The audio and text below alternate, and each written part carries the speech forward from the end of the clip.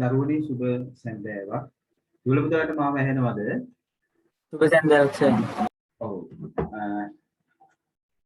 ඔගොල්ලෝ මම හිතන්නේ දැන් පන්තිට සූදානම් වෙලා ඇති. අපි පහුගිය දවසේ සාකච්ඡා කරේ ඉතාමත්ම වැදගත් මාතෘකාවක්. ඒ තමයි සංඛ්‍යානයේ තේමාව යටතේ සමෝහිත සංඛ්‍යාත ව්‍යාප්තියක මධ්‍යයන්නේ සොයන විදියට.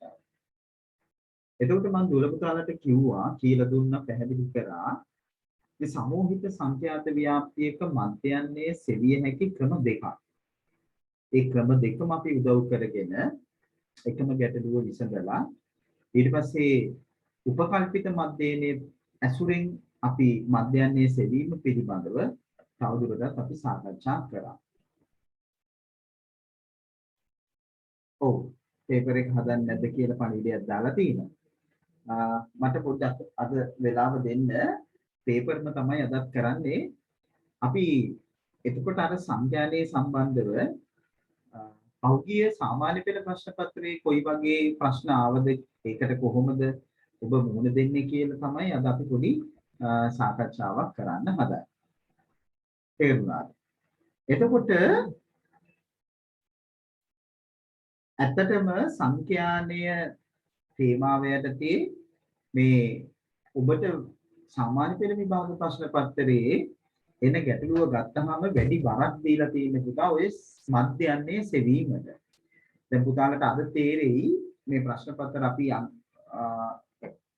සාකච්ඡා කරන 2020 ඉඳන් 2020 O level paper එකේ ඉඳන් මේ ගැටලුව පිළිබඳව අපි දැන් ඕගලන්ට මම හදන්න අවස්ථාව දීදී ඒ පිළිබඳව සාකච්ඡා කරනවා. ලකුණු පවරන විදිය දෙනවා. එතකොට මම හිතන්නේ ඔයගලන්ට ඒ ගැටලුව පිළිබඳව හොඳ අවබෝධයක් ලැබෙයි. ඔබට මතක ඇති අපි සමාන්තර ශ්‍රේණි පිළිබඳව සාකච්ඡා කරා ඒ ආකාරයට. එතකොට මේ ප්‍රශ්නය සාමාන්‍ය පෙළ විභාගයේ අනිවාර්යෙන් වෙන ප්‍රශ්නයක්.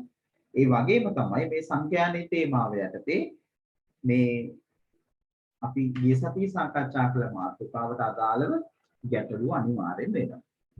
හරි. එහෙනම් අපි වැඩි වෙලා ගන්න නැතුව පේපර් එක සාකච්ඡා කරන්න නැතුව ඉන්නේ. ඒක අපි සාකච්ඡා කරමු ඉදිරියේ.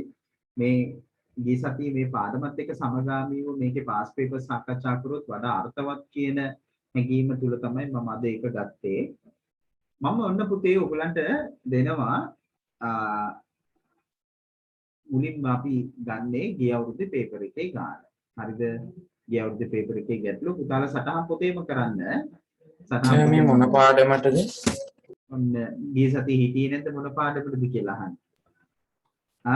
ගිය සතියේ අපි කතා කරේ මොන පාඩමද? දුල්ලෙත් අපි මොකද්ද ගිය සතියේ කතා කරේ? ගිය සතියේ කියන්නේ සංඛ්‍යාත ව්‍යාප්ති. සංඛ්‍යාත ව්‍යාප්ති. නේද? ඔව්. එතකොට 2020 තුන්වෙනි ප්‍රශ්නේ විදිහට තමයි සෙකන්ඩ් පේපර් එකේ එන්නේ. දෙවෙනි ප්‍රශ්න පත්‍රයේ තුන්වෙනි ප්‍රශ්නේ. ලකුණු 10ක්. හරි? ඔන්න ලියා ගන්න. මේ ගැටලුව ලියන්න දෙන එකේ එක අරමුණක් තමයි ඔයගොල්ලන්ට ගැටලුව අවබෝධ කර ගැනීමට හැකියාව ලැබෙනවා. මේක කියන්නේ ඔබ හැමෝම කැමති මේ ක්‍රිකට් කණ්ඩායමක් පිළිබඳව. ක්‍රිකට් කණ්ඩායමක්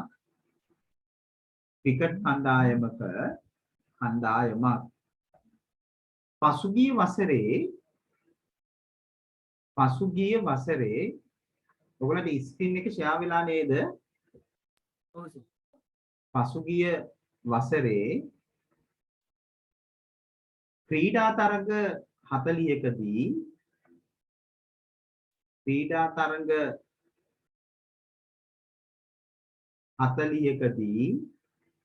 ලබාගත් ලකුණු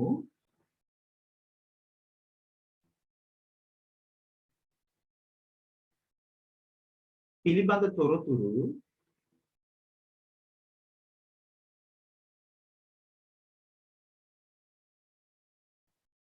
පහත සංඛ්‍යාත ව්‍යාප්තිය දැක්වේ.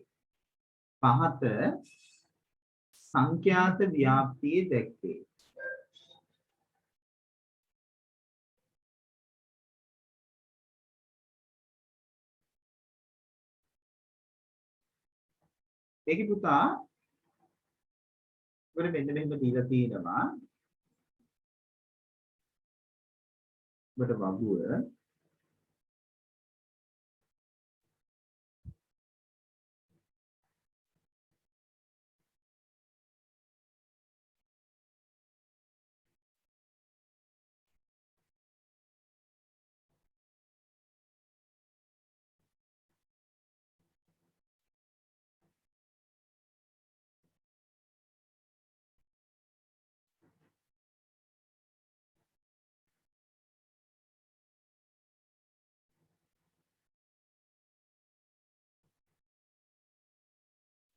ලකුණු ප්‍රාන්තර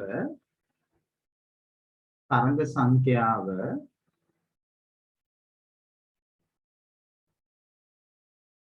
131 141 2යි 142 152 4යි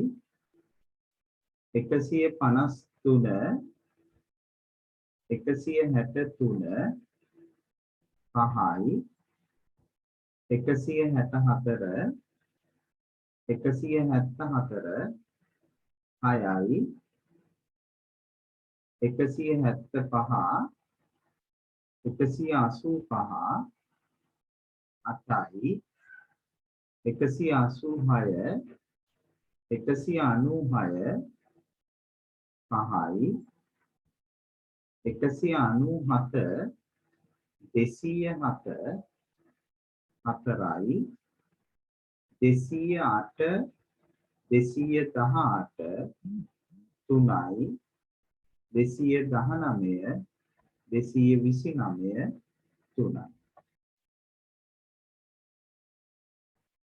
ප්‍රශ්න දෙකයි අහන්නේ. පළවෙනි එක 175 185 පන්ති ප්‍රාන්තරයේ මධ්‍ය අගය උපකල්පිත මධ්‍යයනේ ලෙසගෙන උපකල්පිත මධ්‍යයනේ ලෙසගෙන මෙම කණ්ඩායම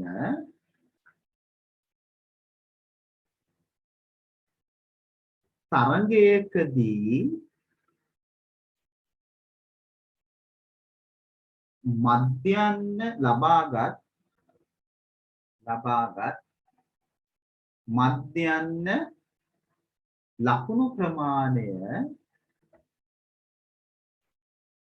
ලකුණු ප්‍රමාණය ආසන්න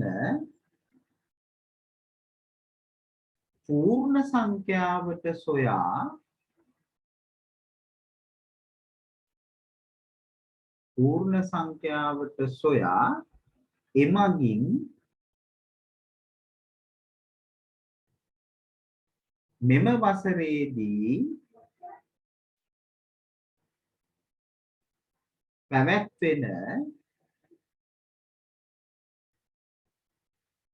තරඟ හැටේදී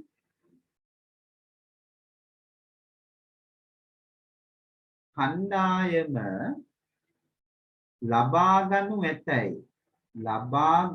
ඇතැයි අපේක්ෂා කළ හැකි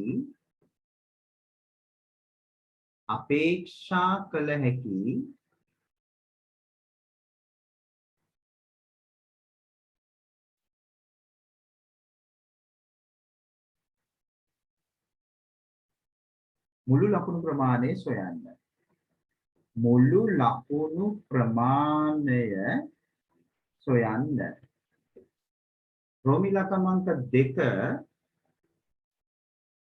මෙම ක්‍රිකට් කණ්ඩායම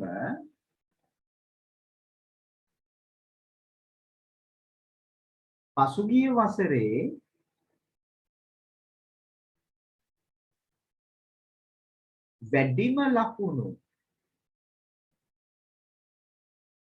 වැඩිම ලකුණු ලැබූ තරඟ 10ේදී ලබාගෙන තිබිය හැකි ලබාගෙන තිබිය හැකි වැඩිම මුළු ලකුණු ප්‍රමාණය වැඩිම මුළු ලකුණු ප්‍රමාණය 2170ට වඩා අඩු බව පෙන්වන්න. 2170ට වඩා අඩු බව පෙන්වන්න.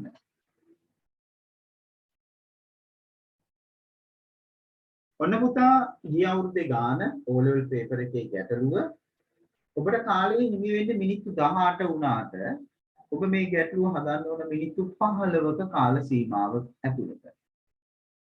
මිනිත්තු 15ක කාල සීමාවක් ඇතුළත හදන්න ඇගීමක් ලෙස කරන්න ඇගීමක් විදිහට ඔබ තනියම කරන්න.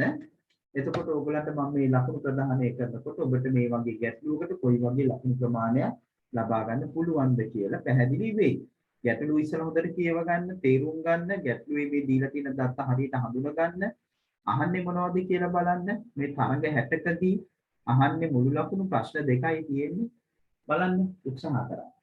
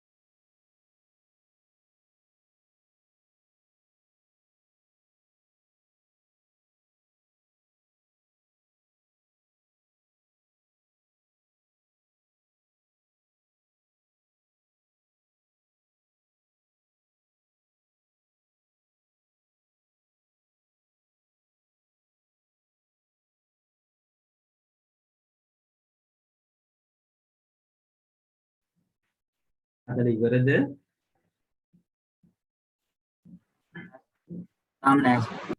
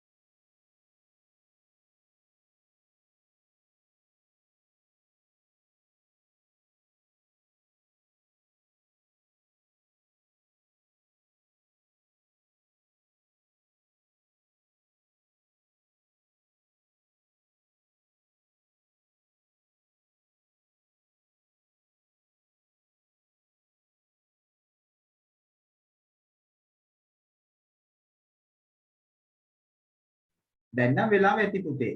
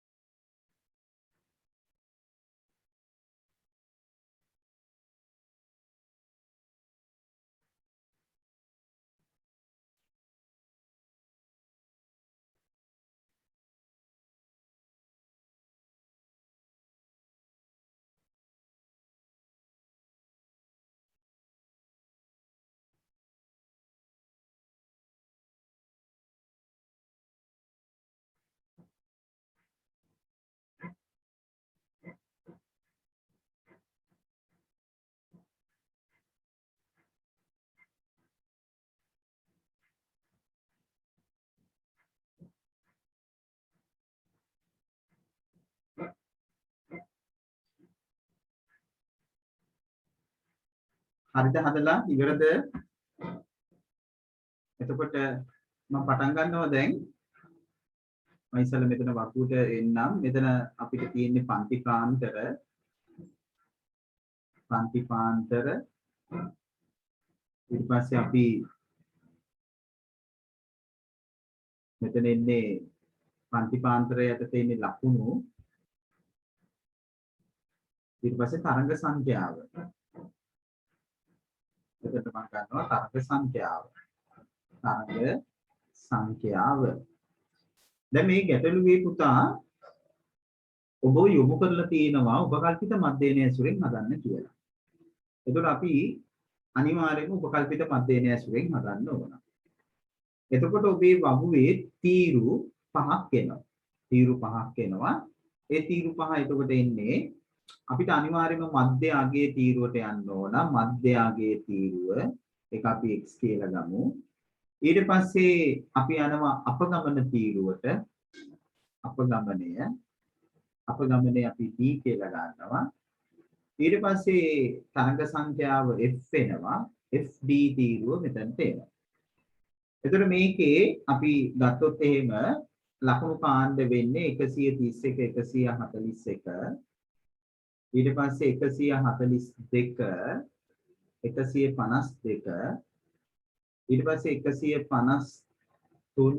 152 ඊට පස්සේ 153 163 ඊට පස්සේ 164 ඊට පස්සේ 175 185 ඊට පස්සේ 186 196 ඊට පස්සේ 197 207 208 ඊළඟට එන්නේ 219 දරුවනි 229 තරංග සංඛ්‍යා ටික හරියට පිළිවෙට ලියාගත්තොත් මෙතන එන්නේ 2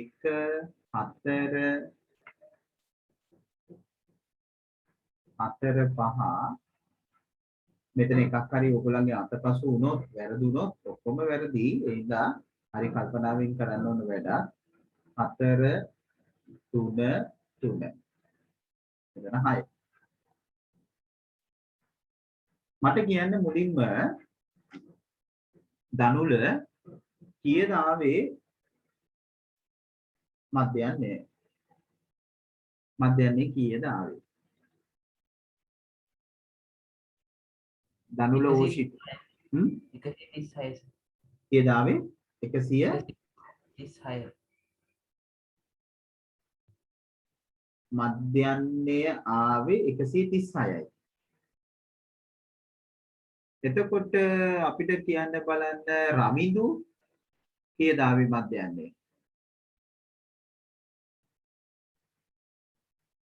කතා කරන්න පුතා ඔබට ලැබෙන අවස්ථාව මේ වැඩේ ගිය සතියේ අපි සාකච්ඡා කරපු කාරණාවනේ දැන් ඔබ මේ වෙලාවේ මේ ගාන හැදුවා නම් හදන්න ඕන අනිවාර්යෙන් මධ්‍යයන්නේ කීයද ආවේ ප්‍රකාශ කරන්න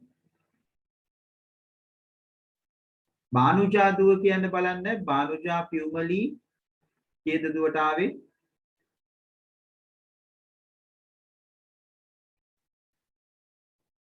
ඉතිරිපත් කරන්න ඔබ හදපු එකේ මේ ආපු උත්තරේ කියන්න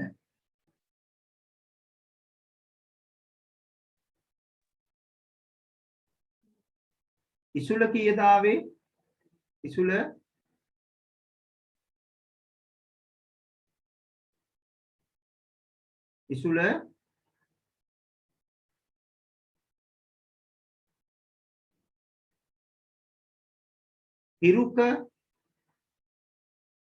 හිරුක සර් කියන්න කවුද දුන්නේද ඔව් කියන්න සර් දශම ගානද නැත්නම් පූර්ණ සංඛ්‍යාව මේ පූර්ණ සංඛ්‍යාවද 186යි සර් 186යි දැන් මේ අනිත්‍යයට මොකද මම හරි ප්‍රශ්නයක් මේක මේ දැන් මේ වැඩේ දැන් මේ වැඩේට ඕගොල්ලන්ගේ සහයෝගය නැත්නම් ඕගොල්ලෝ මේක හදපු එකේ Tamanට මොන හරි උත්තරයක් ඇවිල්ලා තියෙන්න බෑ ඒ උත්තරේ ඔයගොල්ලන්ට කියාගන්න බැයි නම් ඒ කියන්නේ මට තීරණය කරන්න තියෙන්නේ මේවා හදලා නැහැ කියලා. නේද? ඉතින් මෙන්න මේ හින්දා ඔයගොල්ලෝ මේකට ඒ වගේ සහයෝගයක් දෙන්නේ නැත්නම් මේ ගමන අසාර්ථකයි. නේ? ඔබව දැන් නම් කරලා කතා කරත් ඔබ කතා කරන්නේ නැත්නම් මට ඉතින් තීරණය කරන්න වෙන්නේ තාක්ෂණික දෝෂයක්ම කියලා හැම එකම කියන්නත් බෑනේ නේ. තාක්ෂණික දෝෂයක් තියෙනවා නම් මට මැසේජ් එකක් හරි දාන්න. නැත්නම් මට තීරණය කරන්න වෙන්නේ ඔයගොල්ලෝ මේ කාරණාවේ යෙදෙන්නේ නැහැ. දැන් ගිය සතියේ කරපු එකේ එහෙනම් මේ පිළිබඳව නැවත සොයා බලලා අභ්‍යාස කරලා ඒකට සූදානමක් නැහැ කියන එක. ඉතින් ඒ වුණාම ඒකේ පාඩුව ඒකේ අවාසිය එන්නේ ඔබටම තමයි පුතා. පොඩි ළමයි නෙවෙයිනේ. නේ? පොඩි ළමයි මීට වඩා උවමනාවෙන් උනන්දුවෙන් මේ කටයුත්තට සහභාගී වෙනවා. මට කියන්න චන්දිව් කීයද ආවේ? චන්දිව් 179. 179යි. දැන් මට ඕන වෙන්නේ ඔයගොල්ලන්ගේ උත්තරවල තියෙන පරස්පරකම පෙන්නන්න. දැන් දුල්නෙට් කීයද ආවේ? දුල්නෙට් කීයද ආවේ? 186. 186යි. චන්දිව් උත්තරේ 179යි. එතකොට මම මුලින් ඇහුවා දනුලගේ කීයද උත්තරේ ආවේ? දනුල 130 ගණක් වගේ නේද කිව්වේ? 136යි. තව දැන් මම ඔබට විවෘතව ආරාධනා කරන ඔබට ආපු උත්තරේ කියන්නේ කියලා. 142යි සර්. 142යි. තව 180යි සර්. 80යි. තව අවස්ථාව මම දෙනවා. කතා කරන්න. ඔබට ආපු උත්තරේ කියන්න පුතා. ඉන්දීවරි කියන්න බලන්න. නිසලි 180යි සර්. 180යි.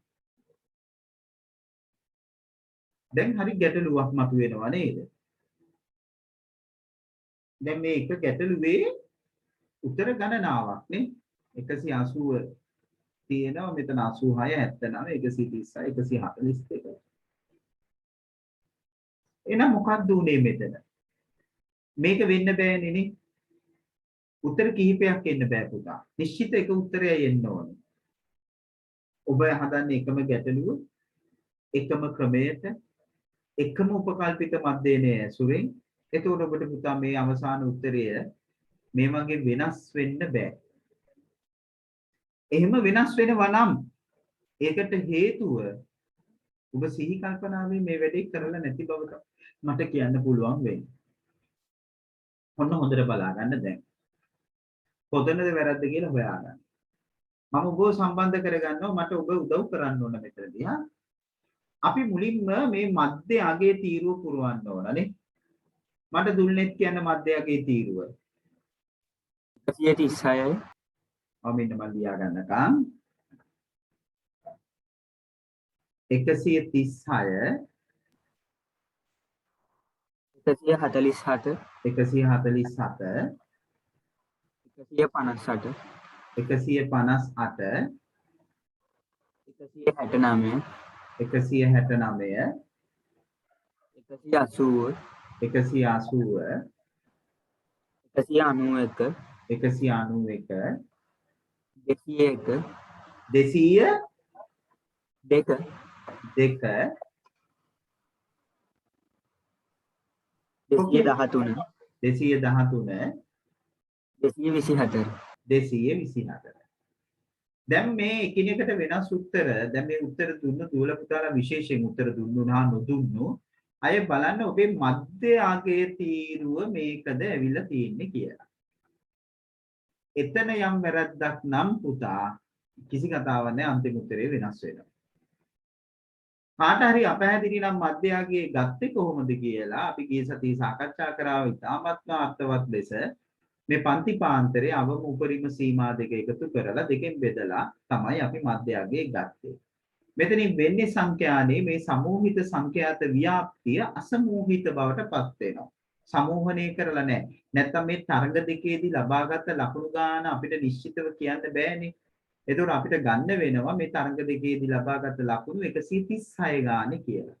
තරඟ හතරේදී 147 ගානේ කියලා අපිට ගන්න වෙනවා. ඒක තමයි මෙතන වෙන්නේ.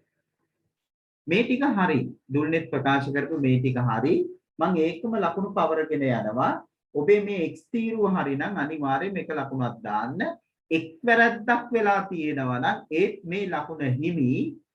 ඒ වැරද්ද අපි නොසලකා හරිනවා. නමුත් ඒ වැරද්ද නොසලකා හැරියට ඉදිරියේදී ඒකෙන් ලොකු බලපෑමක් වෙනවා. දැන් මෙතනදී මේ ලකුණට ඒක අපි නොසලකා හරිනවා. හරි. සර් වැරදි 3ක් තිබ්බ. එතනින් එහාට ඉතින් කතා දෙයක් නැහැ පුතා. එතනින් එහාට ඉතින් අපි ගාන බලන්නේ නැහැ පුතා.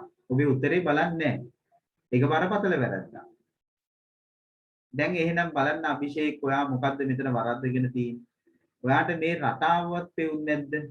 අන්න ඒකයි මං කිව්වේ ගිය සතියේ ඔබ මාත් එක්ක සම්බන්ධ වෙලා හිටියනම් මං කිව්වා මධ්‍යයගේ තීරුව ගැන දෙපාරක් බලන්න. මෙතන තියෙනවා සම්බන්ධයක්.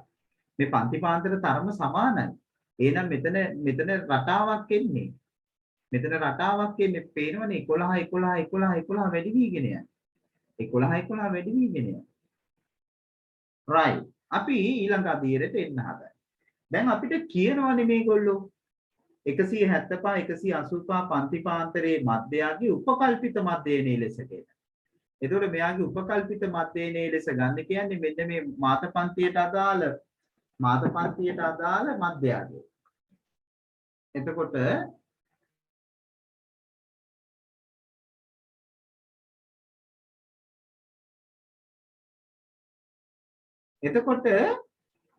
මෙතන අපිට මධ්‍යයගේ ලෙස ගන්න වෙන්නේ උපකල්පිත මෙතින 175 185 මධ්‍යයගේ මෙන්න මෙයා නේ 180 අපි ගන්නේ 180 මේක තමයි උපකල්පිත මධ්‍යය 180 මූලික කරගන්න ඊට අනුරූපව අපි දැන් මධ්‍යයගේ අපි හොයනවා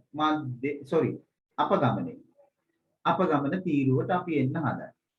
එතකොට 180 160 දැන් 180 180 අතර වෙනස බිඳුවයි නේ. කොහොමයි එන්නේ? දැන් මම අහනවා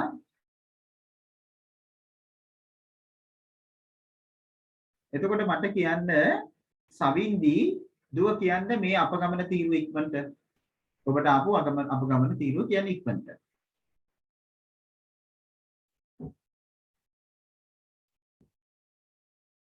නම කිව්වහම ඉදිරිපත් වෙන්න සවින්දිට කිව්වේ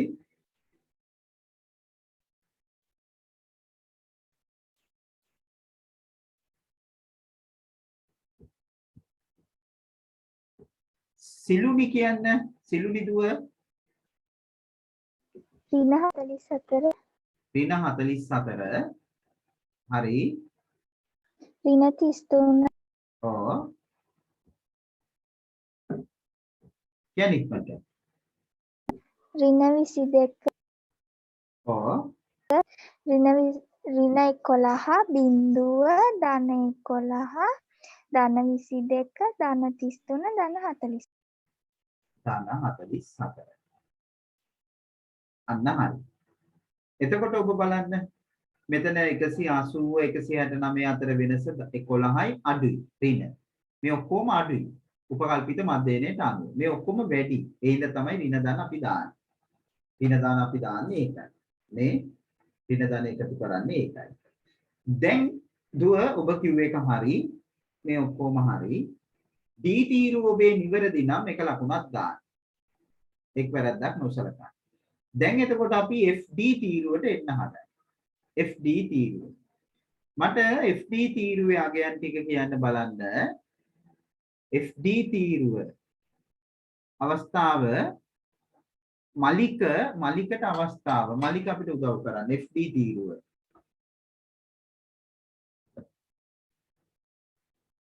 මලික කවුද අපිට ඉදිරිපත් වෙන්නේ ඉක්මනට ඉදිරිපත් වෙන්න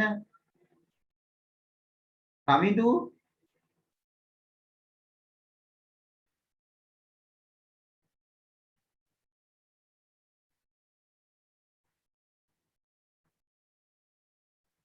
චන්දියු ඉදිරිපත් වෙන්න සර් ඔව් කියන්න FD තීරුව ඍණ 88යි ඍණ 88යි ඍණ 132යි ඍණ 132යි ඍණ 110යි ඍණ 110යි ඍණ 66යි ඍණ 66යි බින්දුවයි බිඳුවයි 55යි 55යි 88යි 88යි 99යි 99යි 132යි 132යි. ඔන්න ඔය ටික තමයි එන්න ඕනේ. එතකොට එහෙමම මට චන්දිව් කියන්න මේ ටිකේ එකතුව කීයද ආවේ ඍණාගයන් ටිකේ එකතුව. සර් මේ රින 22යි නෑ මං කියන්නේ මේ ඍණ ටිකේ ඔක්කොම එකතුව. සර් මං එහෙම නම් බැලුවේ නෑ අර ඔයා මෙහෙම කැපෙන දිගටම එකතු කරගෙන ගියා. අපි නෑ එකතු සර් කරමු. ඔතන කැපෙන සංඛ්‍යා දෙකක් එහෙම අයින් කරා. 88ට 88 අයින් කරා නේ. වැරද්දක් නැහැ. අපි ඍණ ටික විතරක් එහෙම එකතු කරොත් කීයක් එනවද? 8යි 2යි 10යි 16යි එකක් ඉතිරි. 8යි 1යි 9යි 9යි 3යි 12යි 12යි 1යි 13යි 6යි 19යි 396යි 396යි නේ 396යි. ධන ටික ගත්තොත් එහෙම කීයක් එනවද? 374 374යි. හරිනේ? 8යි 5යි 13යි 13යි 9යි 22යි 24යි 2යි 5යි 2යි 7යි 8යි 7යි 15යි 15යි 9යි 24යි 3යි 27යි. ඔව් 374යි. එතකොට 395යි ධන 374යි ගත්තාම ඒ දෙක එකතු වෙන්නේ ඍණ කොට වැඩි. ඒ කියන්නේ ඍණ ඡන්දිය කිව්වා හරි 22 එන්නේ මෙතනට. ඍණ 22. සිග්මා FD ඍණ 22යි. සිග්මා F කීයද? පැහැදිලිව කියනෝනේ තරංග 40ක් කියලා. ඕන්න ඔහොමයි. දැන් එහෙනම් දැන් Tamanටම තේරෙනවා Taman කොහෙද වරද්දගත්තේ කියලා. Taman වරද්දගත්තේ 10 පන්තියේ නෙවෙයි නිකිල සුළු කිරීම සමහර වෙලාවට වරද්දගෙන තියෙනවා. ගුණ කිරීම වරද්දගෙන තියෙනවා. සිහි කල්පනාව නැතිකම තියෙනවා. ඌමනාවකින් කරපු නැතිකම තියෙනවා. ඕනවට එපාවට කරපු නැතිකම තියෙනවා. හැංගීමෙන් කරලා නැහැ. තමන් මේක අනිවාර්යයෙන්ම නිවැරදිව කරන්න ඕන කියන මානසිකත්වයෙන් කරලා නැහැ. ඔබ පේන්නේ නැහැ මට ඔබට මාව පේන්නේ නැහැ. එතකොට සමහර අය හිතනවා හරි ඕ මේක අන්නේ නේ. එහෙම වුණොත් නම් ඒ තරම් අඥානකමක් නැහැ පුතා. මේක ඌමනාවෙන් 100%ක්ම මේ කාරණාව තේරුම් අරගෙන කරන්න ඕන වැඩක්. මොකද මේක ඇග්ගීමක් විදියට මම සලකන්නේ. ඔබට ඔබ ගැනම තක්සේරුවක් ගන්න පුළුවන්. මොකද අපි මූලධර්ම සාකච්ඡා කරන ගණන් කීපයක් හදපු හින්දා මේ පොළොව ගණන් වලටම මම ඕගොල්ලන්ව ගෙනාවේ ඔබ ගැන විශ්වාසයක් එක්ක. මොකද ඔබට මේක කරන්න පුළුවන්. බැරි නෑ. ඔන්න ඔතනට ආවා. එහෙමනම් දැන් ඊළඟ අදියරට ඉන්න හදන්නේ අපිට දැන් දී මධ්‍යයන්යෙන් හොයන්න. අපි දන්නවා එතකොට මධ්‍යයන්නේ ගන්න නම් අපිට ඕන වෙනවා මධ්‍යයන්ය ඒ කියන්නේ 180 තමයි අපි උපකල්පනය කරේ. ඊට අමතරව අපගමන මධ්‍යයන්නේ. අපගමන මධ්‍යයන්නේ කියන්නේ සිග්මා FD ඒ කියන්නේ ඍණ 22 අපි බෙදනවා කාගෙන්ද 40ෙන්. උපකල්පිත මධ්‍යයනේට අපගමන මධ්‍යයනේ එකතු වෙනවා. දැන් මෙයා ඍණ ගානක් කියන්නේ අපි දන්නවා එහෙනම් උපකල්පිත මධ්‍යයනේට වඩා අඩු වගයක් එන්නේ. අඩු වගයක්. එහෙනම් මේ එතනින්ම පැහැදිලි මේක 186 වෙන්න බෑ කොහෙත්. 186 වෙන්න බෑ. 180ට අඩු වගයක්. 180 වෙන්නත් බෑ. 180 වෙන්නත් බෑ. අඩු වගයක්. අඩු වෙන්නේ කොච්චරද? අඩු වෙන්නේ ඔබට පේනවා ඍණ 22 40ෙන් බෙදන්න තියෙන්නේ. අපිට පුළුවන් ඒක මෙතනම බෙදලා ගන්නත් පුළුවන්. අපි මෙතන 11න් දෙකෙන් බෙදුවොත් මෙතන 11යි. දෙකෙන් බෙදුවොත් 20යි. 11 බෙදීම 22යි. එතකොට අපි පැත්තකට අරගෙන 11 20ෙන් බෙදනවා. එතකොට මෙතන බිංදුවයි.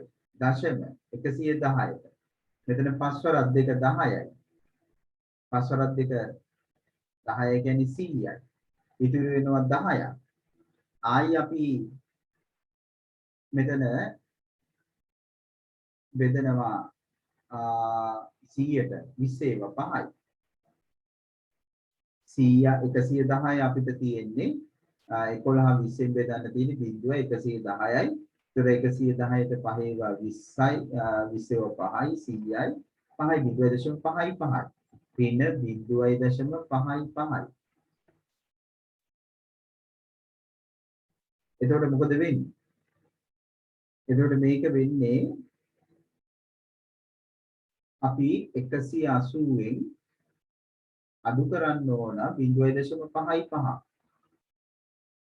ඒ කියන්නේ 180න් අපි අඩු කරනවා දරුවනි 0.55. එතකොට මෙතන 10න් 5ක් 5යි 9න් 5ක් 4යි මෙතන එන්නේ 9යි 179යි. එතකොට මෙතන ඉන්නේ 179.4යි 5යි.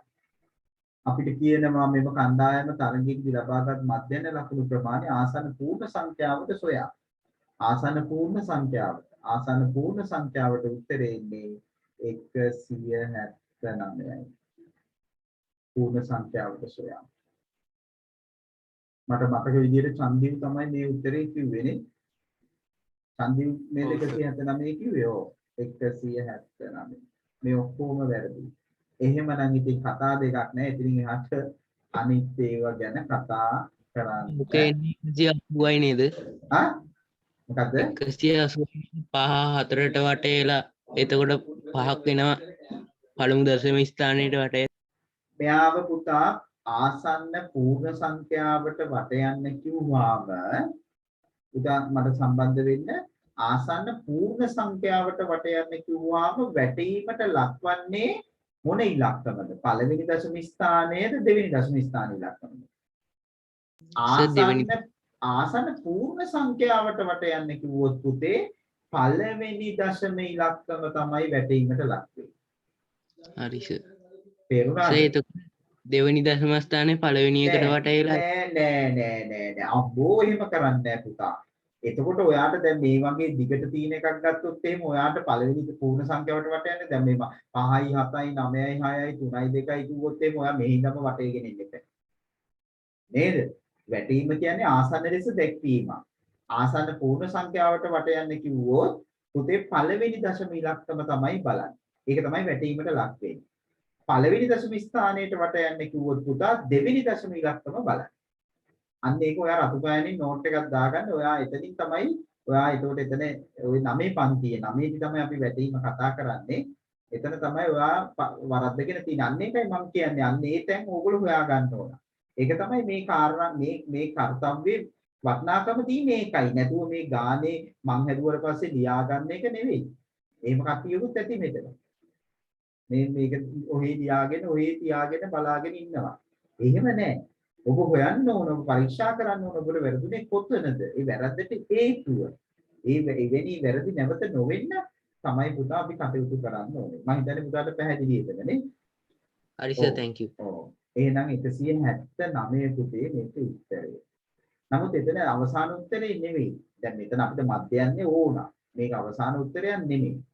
මේ තමයි සාමාන්‍යයෙන් තරංගයකදී ලබා ගන්න ලකුණු. සාමාන්‍යයෙන් තරංගයකදී ලබා ගන්න ලකුණු. දැන් අපිට ඒක ගෙනියනවනේ තව දුරටත් මෙහෙම. අපිට කියනවා ලබාගත් මධ්‍යයන ලකුණු ප්‍රමාණය ආසන්න පූර්ණ සංඛ්‍යාවට සොයා එමගින් එම වසරේදී පැවැත්වෙන තරඟ 60කදී කණ්ඩායම ලබා ගන්නු ඇතැයි අපේක්ෂා කළ හැකි මුළු ලකුණු ගාන. එහෙනම් අන්න අපි එනවා තරඟ 60කදී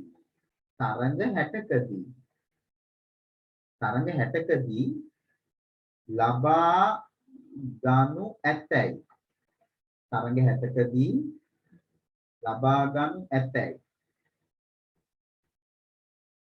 අපේක්ෂා කරන මුළු ලකුණු සංඛ්‍යාව.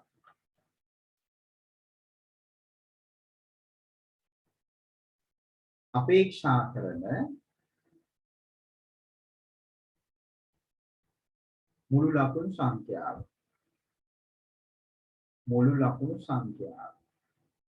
එතකොට තරඟ 60කදී ලබා ගන්නු ඇතැයි සිට මුළු ලකුණු සංඛ්‍යාව කොහොමද ගන්නෙ? සාමාන්‍යයෙන් තරඟකදී 179ක් ගන්නවා. සාමාන්‍යයෙන් ඒක අපි ගුණ කරනවා පුතා 60. බලන්න. එතකොට අපි කරන්නේ 179 6න් ගුණ කරලා අගට බිඳුවක් දානවා. 6 වරක් 9 54න් 4 5ක් ඉතුරුයි. 6 වරක් 7 42යි 5යි 47න් 7 4ක් ඉතුරුයි. 6 වරක් 1 6යි 4යි 10යි. එතකොට මෙතන එනවා 1.7යි 4යි. මෙතන බිඳුවයි. ඒ කියන්නේ දරුවනි 10740යි. ලකුණු 10740යි. ඔන්න ඔහොමයි පළවෙනි කොටසට උත්තරේ ගොඩ නැගෙන්නේ. ලකුණු ප්‍රදානය වෙන්නේ මෙහෙමයි. අපගමන තීරුවේ එක් වැරද්දක් නොසලකන්න. හැබැයි ඔබ මේ FD තීරුව ඔක්කොම හරිනම් ලකුණු 2යි. සිග්මා FD නිවැරදි නම් 1 ලකුණයි. සිග්මා FD නිවැරදි නම් 1 ලකුණයි. ඊළඟට කියනවා මෙතනට ලකුණක් හොඳට බලා ගන්න. ඔබ මෙතන සියල්ල වරද්දලා හරි කමන්නේ මෙතන මෙන්න මේ ඔබට එන මෙතන වැරදි අගය. වැරදි අගය ඔබ 40න් බෙදෙන බව පෙන්නනවා නම් ඔබට මෙතන ආපු වැරදි අගය 40න් බෙදෙන බව පෙන්නනවා නම් එක ලකුණක් තියෙනවා. ඒ කියන්නේ 40න් බෙදීමට තමයි මේ ලකුණ දෙන්නේ. මේක හැම අවුරුද්දකම දෙනවා මේ සිග්මා F වලින් බෙදීමට මෙතන ලකුණ දෙනවා. ඊළඟට 179ට ලකුණ තියෙන්නේ. ඊළඟට පුතා ඔබට මෙතන ආපු උත්තරය. දැන් ඔබට මෙතන ආපු උත්තරේ වැරදුනා කියමුකෝ. ඒ වැරදි උත්තරේ හරි ඔයා 60න් බෙදෙන බව පෙන්නනවට ලකුණක් තියෙනවා. 60න් බෙදෙන බව ගුණ කරන බව. පෙන්නනවට ලකුණක් තියෙනවා. අවසානයේ 1740ට ලකුණක් තියෙනවා. ඒතර මේ සමස්ත කොටසට 1 2 3 4 5 6 7 8 9ක්. 9ක් නෙවෙයි 8ක්. මෙතන මේ මෙතනට ලකුණු දීලා නෑ පුතා. 10740ට ලකුණු නෑ 60න් ගුණ කරනවට දීලා තියෙන්නේ. ඒ අනුව පළවෙනි කොටසට ලකුණු 8ක් තියෙනවා. 8ක්. අඩුපාඩු හදාගන්න යමක් අපහැදිලි නම් අහන්න සද්ද නැතුව ඉන්න එපා. මේ විදිහට තමයි මේ කොටසේ ලකුණු ප්‍රදානය වෙන්නේ. FD තීරුව එකක් වැරදි නම් ලකුණු තියෙනවා. FD තීරුවේ එකක් වැරදි නම් මේ ලකුණු දෙක හම්බ වෙනවා. හැබැයි මේ ලකුණ ඉන්නේ නැහැ. Sigma FD වැරදිනේ. එතකොට මේ 40න් බෙදෙන බව පෙන්නනවට ලකුණ එනවා 179 නෑනේ. ඒක දෙන්නේ නෑ.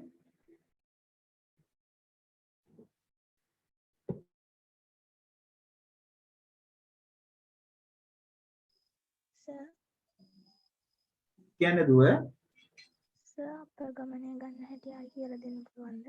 ආ අපගමනය ගන්න හැටි. අපගමනය ගන්නේ මෙතනින්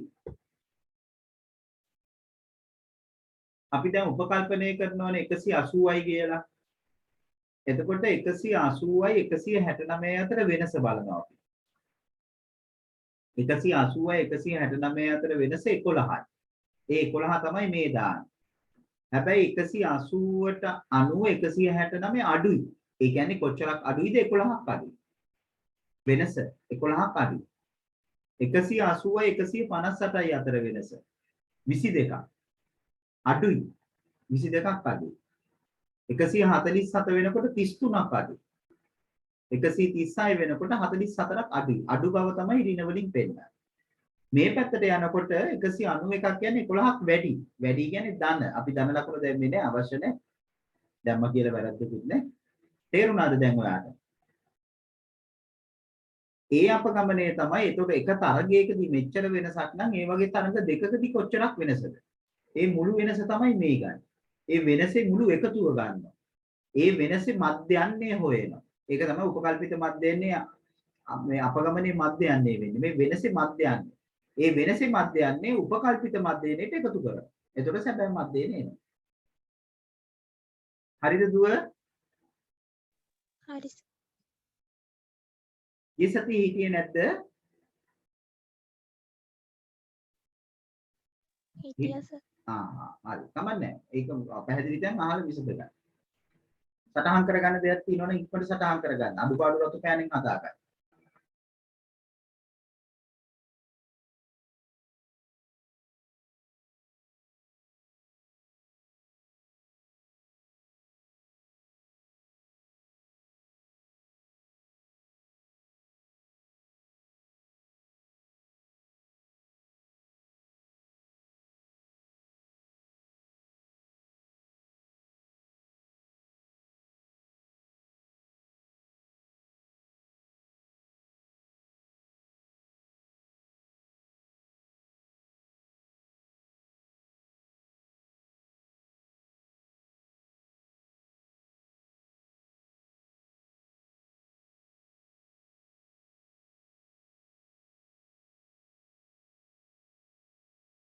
හරි නේද?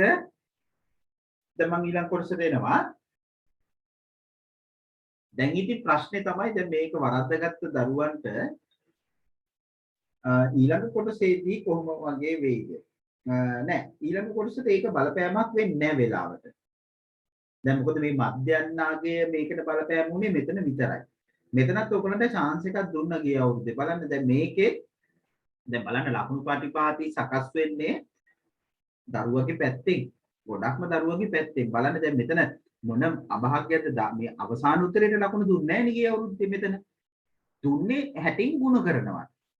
එතනදී අපි බැලුවා 179ම මෙතන තියෙන්න ඕනෙත් නැහැ. ඔබට ආපු උත්තරේ 60න් ගුණ කරලා තිබුණා නම් ඒ ලකුණ දුන්නා. ඒක තමයි අතරමැද තීව්‍ර පෙන්වන්න කියන්නේ. දැන් අපි යමු ඊළඟ ගැටලුවට. දැන් අපිට කියනවා මට මෙතන දැන් ඉත ඕනින්ද මම මේක මතනවා. මට බලන්න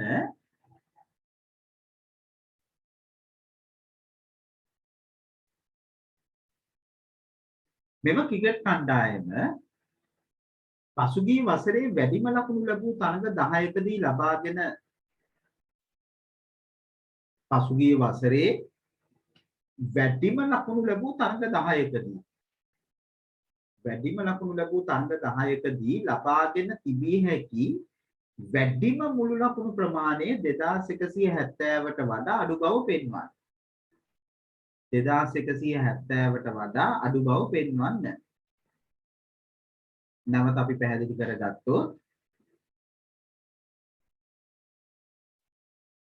මෙම ක්‍රිකට් කණ්ඩායම පසුගිය වසරේ වැඩිම ලකුණු ලැබූ තරඟ 10කදී ලබාගෙන තිබිය හැකි වැඩිම මුළු ලකුණු ප්‍රමාණය 2170ට වඩා අඩු බව පෙන්වන්න. කවුද අපිට මේකට උදව් කරන්නේ? චන්දිම් හදුවද? ඔව් සර්. ඔව්. කියන්න බලන්න කොහොමද ගොඩ නැගුවේ කියලා. සෝ කියන්නේ පසුගිය වසරේ වැඩිම ලැබූ තරඟ 10දී ලබාගෙන තිබිය හැකි වැඩිම මුල් ලකුණු ප්‍රමාණය කියලා. එතකොට ඕකේ කියන්නේ වගුවේ FX තීරු කියන්නේ පන්ති ප්‍රාන්තර තීරුවේ අග ඉඳන් ගන්න. තරඟ 10 ගන්න ඕන නේ? ඔව් සර්. ඔව්. ඒ කියන්නේ මෙන්න මේ කියන අවස්ථා ටිකනේ. 4 3 7 3 10යි නේ? ඔව් සර්. ඔව්. ඒකේ දැන් මුළු ලකුණු ටික ගන්න කොහොමද?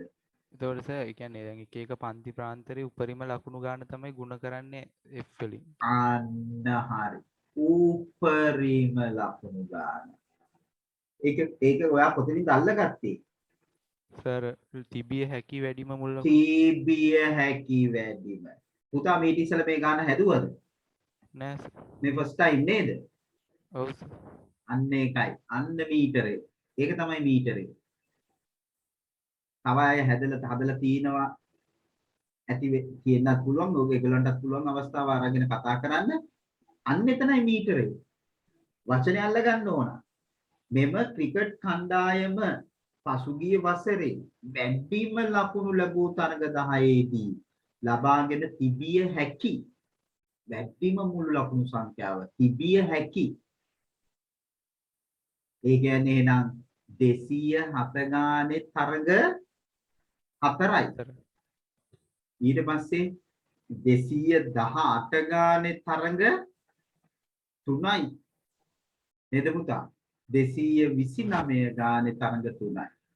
ඔය තමයි ලබා තිබිය හැකි මුළු ලකුණු ගණන. මුළු ලකුණු ගණන. තරඟ 10කදී නේ? තරඟ 10කදී ලබාගෙන තිබිය හැකි මුළු ලකුණු ගන්න. එතකොට ඔයාට මෙතන එනවා කීයද ආවේ? 207 4ක් කීයද ආවේ? 828.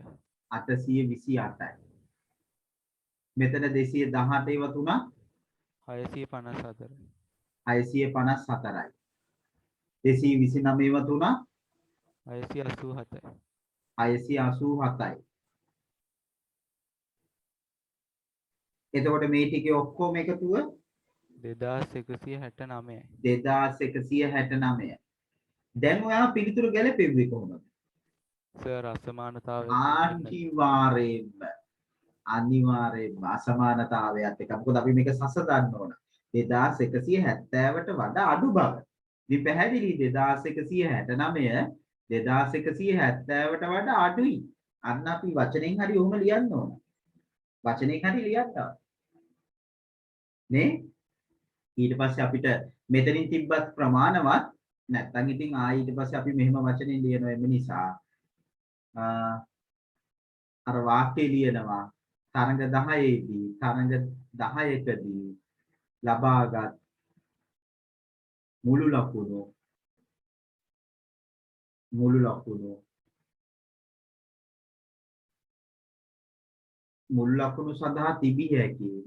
සඳහා තිබිය හැකි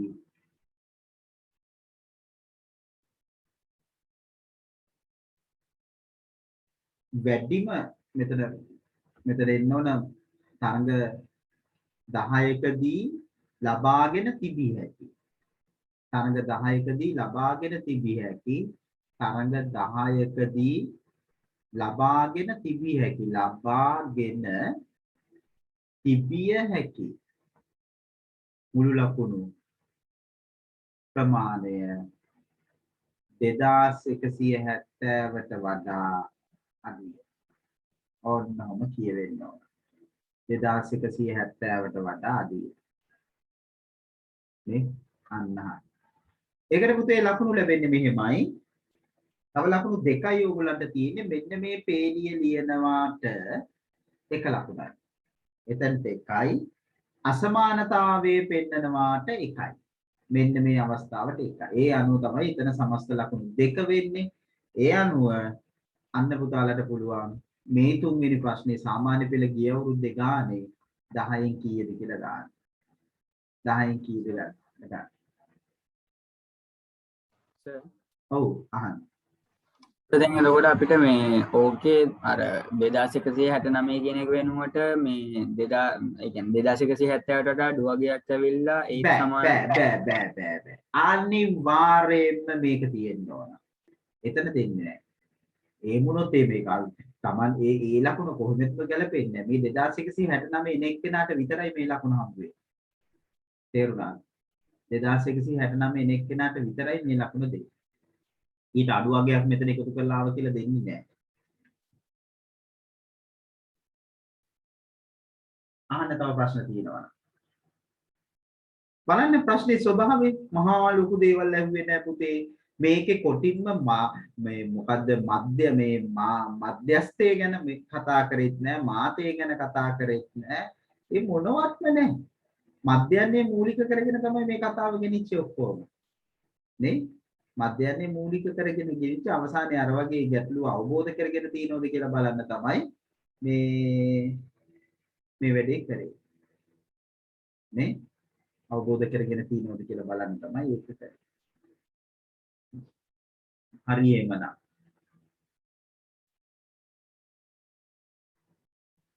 අපි එමු ඊළඟට 2020 හරි 19 ගැටලුවට සූදානම් වෙන්න. මේ අත්දැකීමත් එක්ක 2019 ගැටලුව සාර්ථකව විසඳන්න බලන්න 100%ක්ම අවධානය යොමු කරන්න. ඕගොල්ලන් හොඳ අත්දැකීමක් මේ තුලින් ලැබෙනවා මේ ප්‍රශ්නේ ස්වභාවය පිළිබඳව නේ? ඒකම ප්‍රශ්න කරන්න කතා කරන්න සද්ද නැතුව ඉන්න එපා. උගුවන් තරම් මේක සජීවීකරණය කරගෙන මේ වැඩසටහනට සම්බන්ධ වෙන්න. වෙන පුතා වුණ මම ගැටලුවට එන්න හදන්නේ. අපි කතා කරන්න හදන්නේ 2019 ගැටලුව. මම කියනකොටම ලියා ගන්න.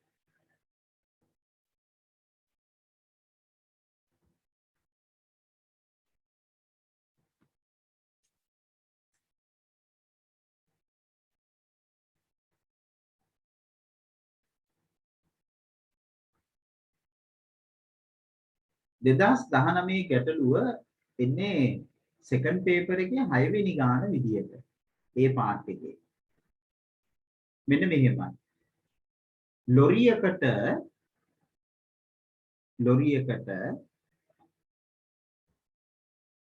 පැටවීමට ගෙන එන ලද බඩු මලු පැටවීමට ගෙන එන ලද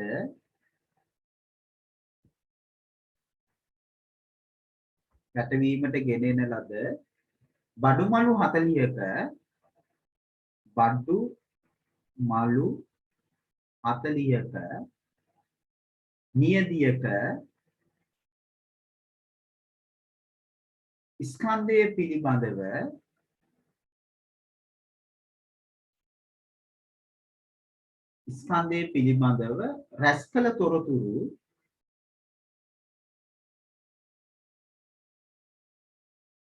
රැස් කළ තොරතුරු පහත සංඛ්‍යාත වගුවේ දැක්වේ. පහත සංඛ්‍යාත වගුවේ දැක්වේ. මෙහි බිංදුව 10 මගින් දැක්වෙන්නේ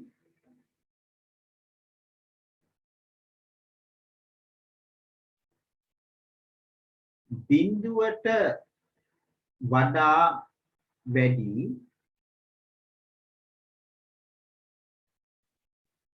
සහ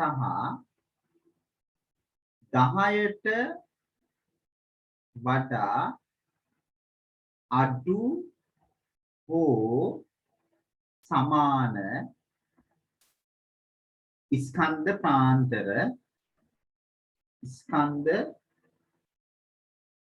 ප්‍රාන්තර වන අතර අනෙක් ප්‍රාන්තරද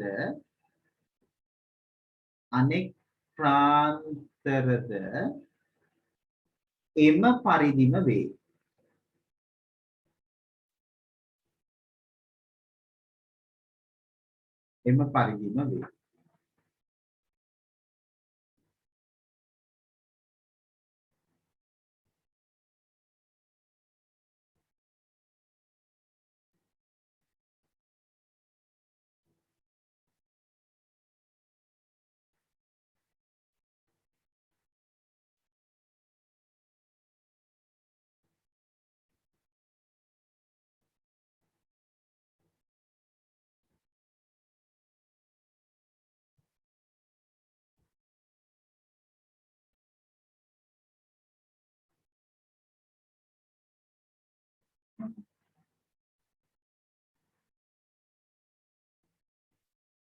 බඩු මල්ලක ස්කන්ධය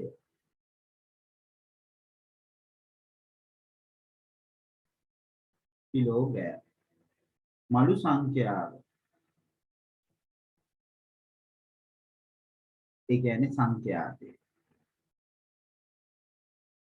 එතකොට මෙතන ඉන්නේ බිංදුව 10 10 20 20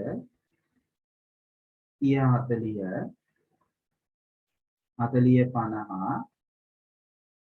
60 60 70 මෙතන 2 5 7 9 8 6 3 පළවෙනි ප්‍රශ්නේ දී ඇති තොරතුරු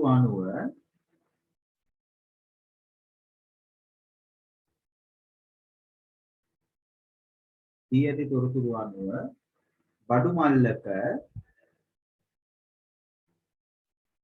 ස්කන්ධය බඩු මල්ලක මධ්‍යන්න ස්කන්ධයේ සොයන්න.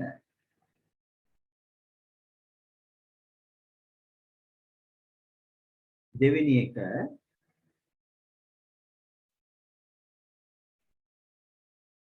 ඉහත නියදිය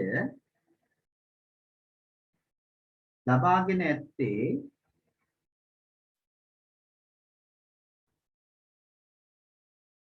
බඩු මලු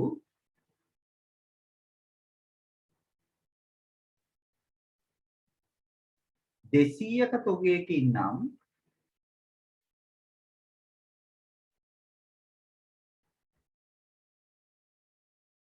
එම බඩු මලු තොගයේ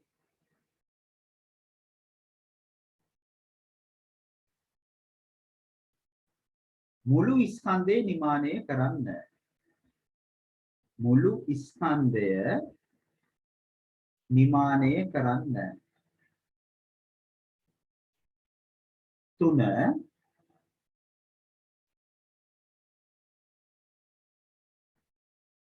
ලොරියට පැටවිය හැකි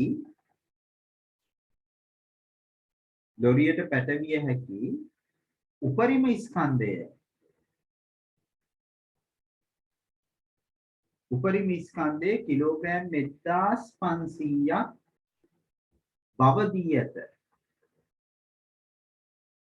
බව දී ඇති නම් ඉහත බඩුමලු 40 ලොරියට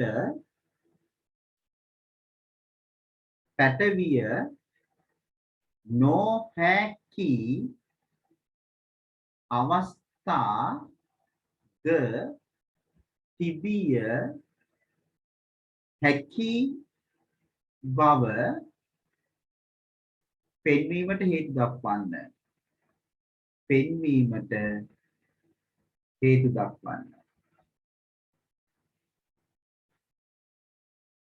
පෙන්වීමට හේතු දක්වන්න.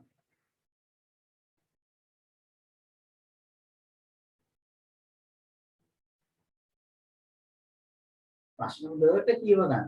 මෙතනදී භාෂාව. මේ තුල මේ කියලා තියෙන දේ කාරණාව ඉස්සෙල්ලා හරියට නිරවුල අඳුර ගන්න. මෙතන දැන් ඕගලන්ට පේන දෙයක් තියෙනවා. මේ මධ්‍යන්නේ සොයන්න ඕගොල්ලෝ යොමු කරලා නැහැ. උපකල්පිත මධ්‍යයන්ෙන් හදන්නද fx වලින් හදන්නද කියලා යොමු කරලා නැහැ. දැන් ඔබට පාරවල් දෙකක් තියෙනවා. ඒතර ඔබ පුතේ මෙතනදී වඩා සුදුසු පාර තෝරගන්න. මොකද කියන්නේ ඕගොල්ලෝ? මේක උපකල්පිත මධ්‍යයනේ ඇසුරෙන් යන එකද ලේසි fx වලින් යන එකද? fx වලින් යන එක ලේසි. ආ? fx වලින් යන එක තමයි වඩාම ලේසි. මොකද මේ මැදාදියන් ගන්නත් පුළුවන් 5යිනේ ಗುಣ කරලා ගන්න තියෙන්නේ නේ. උපකල්පිත මධ්‍යයනේ ඇසුරෙන් යනවට වඩා fx වලින් යන එක තමයි මේකේ වඩාම පහසු. මොකද මේකේ දශම ගණන් නෙවෙයි මධ්‍යයන් ඉන්නේ විශාලාගයන් උත් නෙවෙයි නේ. පූර්ණ සංඛ්‍යාව අපිට මේක සරලව ගුණ කරලා ගන්න පුළුවන්. මම හිතනවා ඔබ fx වලින් තමයි මේක ගන්න පුළුවන් පහසු ක්‍රමය කියලා හඳුනගන්න. ඒ අනුව හදන්න බලන්න. දැන් ඉඳන් වෙලාව ගණනය කරන විනාඩි 15ක් ඇතුළත ඔබේ පිළිතුර ගොනු කරන්න. හැමෝම 100%ක්ම අවධානයෙන් කරන්න. තමන් මේක හරියටම කරන මේ ලකුණු 10 ගන්නවා. මිනිත්තු 15ක් ඇතුළත මේ ලකුණු 10 ගන්නවා කියන අදිෂ්ඨානයෙන් කරන්න. මධ්‍යයගේ තීරුව නැවත බලන්න. නේ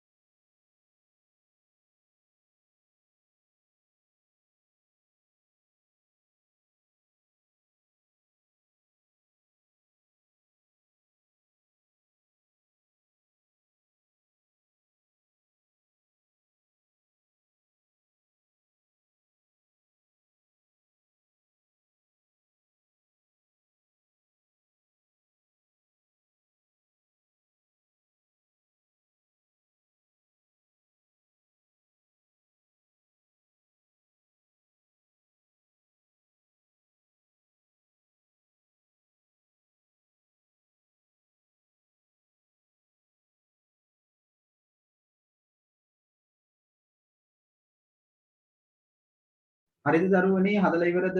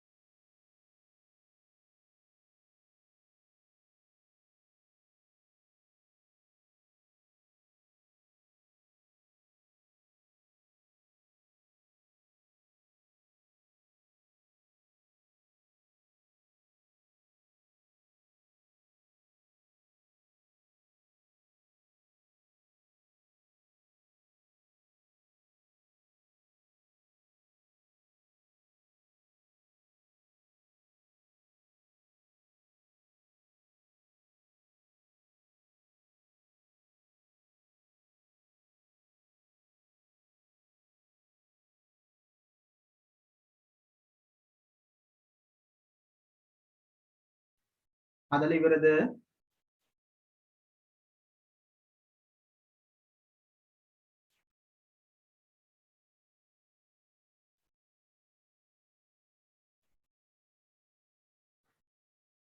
ඉවරයි සර්.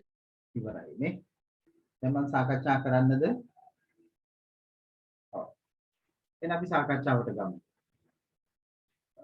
දැන් අපි ආපස්සටනේ ආවේ 2020 ගාන ඉඳලා. ඇත්තටම මුලින් ඉඳන් කියනනම් තමයි තවත් ඔයගලන්ට මේ ගැටලු වල කතන්දරේ පැහැදිලි. දැන් මෙතන කතා කරන්නේ ලොරියකට පැටවෙන මේ බඩු මලු පිළිබඳව. 20 කතා කරන්නේ ක්‍රිකට් මැච් ගැන. නේද? මොකක් හරි සිද්ධියක් පුතා ගන්නවා. තොරතුරු රැස් කිරීම පදනම් වෙච්ච මනකල්පිත සිද්ධියක්. මනකල්පිත සිද්ධියක්. මට මතකයි ඔය අධිවේගී මාර්ගයේ දිවන කාලේ ඒ අවුරුද්දේ සංඛ්‍යානයේ ගැටලුව කොට නැගෙන්නේ අධිවේගී මාර්ගයේ ධාවනය වන වාහන සම්බන්ධ කරගෙන සිද්ධියක්. උඹට පාස් පේපර්ස් බලනකොට මුණ ගැහේ. ඊට පස්සේ අර රාජ්‍ය සේවයේ සඳහා උපහාර පැකේජ් එක හඳුන්වලා දෙනකොට ඒ හා සම්බන්ධව තමයි සිද්ධිය කොට නගලා තොරතුරු රැස් කිරීමක් ලබා ගන්න. ඒ කියන්නේ මේක මේ යම් සිද්ධියක් මෙතනට එකතු කරගන්න. දැන් මේ මොකද්ද සිද්ධිය? ලොරියකට පැටවීමට ගෙන එන ලද බඩුමලු 40ක නියදියක් කියන්නේ ඔබ දන්නවනේ යම් කොටසක් ඒ ස්කන්ධයේ පිළිබඳව රැස් කළ තොරතුරු පහත සංඛ්‍යාත වර්ගයේ දැක්වේ. එතකොට මේක කියනවා 0.10 මගින් දැක්වෙන්නේ 0ට වඩා වැඩි මේක පන්තිපාන්තරයක් විස්තර කරනවා 0ට වඩා වැඩි 10ට වඩා අඩු හෝ සමාන. ඒ කියන්නේ මෙතන 10 හෝ 10ට අඩු. ඒ කියන්නේ 10 මේ පළවෙනි පන්තිපාන්තරේ තියෙනවා. ඊට 20 මේකේ තියෙනවා. 30 තියෙනවා 40. මෙතන අපි අසමානතාවයක් විදිහට පෙන්නුවොත් මෙතන එන්නේ 10 හෝ 10ට අඩු වේවා. 10 හෝ 10ට අඩු වේවා. මෙතන එන්නේ 20 හෝ 20ට අඩු වේවා. මෙතන එන්නේ 30 හෝ 30ට අඩු වේවා. අන්නේ අදහස තමයි මෙතන දෙන්නේ. දැන් ඔබට කියන්නේ මොකද්ද? දියති තොරතුරු අනුව බඩු මල්ලක ස්කන්ධය මධ්‍යයන් ස්කන්ධය අහන්න. බඩු මල්ලක මධ්‍යයන් ස්කන්ධය. දෙකේ අහනවා ඊට නියතිය ලබාගෙන ඇත්තේ බඩුමලු 200ක තොගයකින් නම් එම බඩුමලු තොගේ මුළු ස්කන්ධය නිමානය කරයි. ඊළඟට තුන්වෙනියට අහනවා ලොරියට පැටවිය හැකි උපරිම ස්කන්ධයේ කිලෝග්‍රෑම් 1500ක් බවද දී ඇතනම් ඉහත බඩුමලු 40 ලොරියට පැටවිය නොහැකි අවස්ථාද තිබිය හැකි බව පෙන්වීමට හේතු දක්වන. ඇත්තටම මෙතනට එනකොට පුතා අවබෝධයේ සම්බන්ධ ප්‍රශ්නයක් තමයි ගොඩ නැගෙන්නේ. අවබෝධය. මේ සිද්ධියත් එක්ක ළමයා මේක කොතෙක් දුරට අවබෝධ කරගෙන තියෙනවද කියන එක තමයි ප්‍රශ්න කරන්නේ. මෙතනට කෙලින් වෙන්නේ දැනුම. මේ දැනුම මොකද්ද? මෙවැනි සමූහිත සංඛ්‍යාත ව්‍යාප්තියක මධ්‍යයන්යේ සෙවීම පිළිබඳ දැනුම. අපේ දරුවන්ට දැනුම ඉක්මනින් ග්‍රහණය වෙනවා. බොහෝ දෙනෙක්ට දැනුම දැන් බොහෝ දෙනෙක් මේකේ මධ්‍යයන්ය හොයන්න මම හිතන්නේ අපහසුතාවයක් නැහැ. නමුත් ඒ මධ්‍යයන්යේ පදනම් කරගෙන දැන් මෙතන ඊළඟ ප්‍රශ්නේනේ සම්බන්ධතා දැකීම. මේ සම්බන්ධතා දැකීම. ඒක සම්බන්ධ කරගෙන නේ මේ බලන්න ඒක සම්බන්ධ කරගෙන මළු 200ක මුළු ස්කන්ධය නිර්මාණය කරන්න. ඒක සම්බන්ධතා දැකීම. බලන්න මේ ගැටළු වල ස්වභාවය හැදෙන විදිහ ඔබට පේනවද? දැනුම සම්බන්ධතා දැකීම ඊට පස්සේ අවබෝධය. අවබෝධය සම්බන්ධව තමයි ඊළඟට අහන්නේ. ඉතින් මේකේ බොහෝ දෙනෙක් අසාර්ථක වෙන්නේ මේ අවබෝධය සම්බන්ධ කොටසෙදි. අපිට ඒක හොඳට බලන්න පුළුවන්.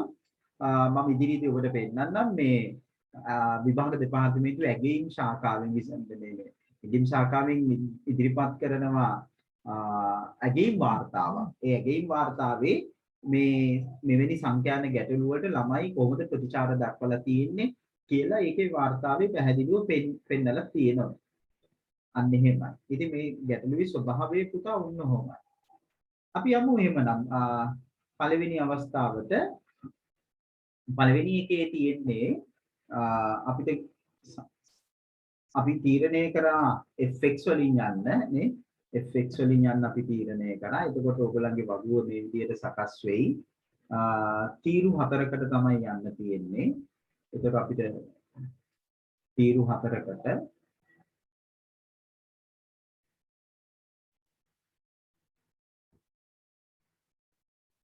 පේලි එනවා. එතකොට 1 2 3 4 5 6 7ක් එනවා.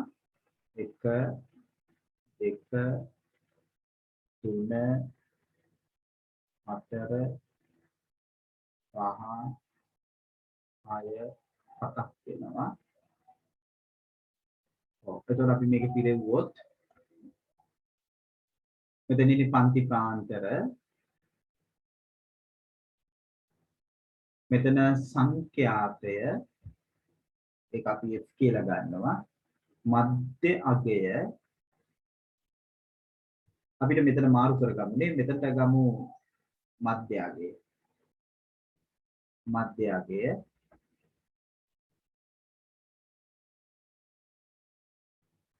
මෙතන අපි ගමු සංඛ්‍යාතය. මේක f වෙන්නේ, මෙයා x වෙන්නේ, මෙයා fx වෙන්නේ. එතකොට බිඳුව 10 10 20 20 30 30 40 50 50 60 70. එතකොට සංඛ්‍යාතය මෙතන එනවා 2 5 7 9 8 6 3. සංඛ්‍යාත එකතුව තමයි මෙතනට එන්නේ. හරි දරුවනි. එහෙනම් මට දැන් මම අවස්ථාව ඔබට දෙන්නම්. අපිට උදව් කරන්න බලන්න කැමැත්තෙන් ඉදිරිපත් වෙන්න පුළුවන් නම් ඒත් වඩා හොඳයි. දිනිති දුව කතා කරන්න බලන්න. දිනිති සඳුනිකා ජනදි කතා කරන්න. ජනදි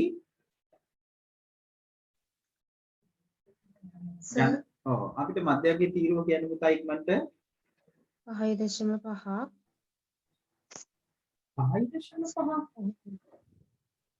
මධ්‍යගයේ කොහොමද ඔය 5.5 ගත්තේ? මේ දෙක එකතු කරලා දෙකෙන් බෙදලා නේද? පුතා මධ්‍යගයේ අපි ගන්නේ මේ පන්තිපාන්තරයේ අවමයයි උපරිමයයි එකතු කරලා දෙකෙන් බෙදලා. එතකොට මෙතන එන්නේ 5. 10 බිඳුවට වඩා වැඩි කියලා නිසාර කියලා තියෙනවා. මෙතන අපිට මේ පන්තිපාන්තරයේ අර්ථ දක්වලා තිබුණට පන්තිපාන්තරයේ තුල දත්ත පවතින්නේ කොහොමද කියලා අර්ථ දක්වලා තිබුණට අපි මධ්‍යගයේ ගන්නෙ මේ අවම උපරිම සීමා දෙකේ හරි මැද. තේරුණාද? අවම සීමා මේ බිඳුව 10 ඒ දෙකේ එකතුවේ හරි මැද. ආ සර්. තේරුණාද? එතකොට මෙතන සර් බිඳුව 10 මගින් දැක්වෙන්නේ බිඳුවට වඩා වැඩි සහ කියලා තියෙන්නේ සර්.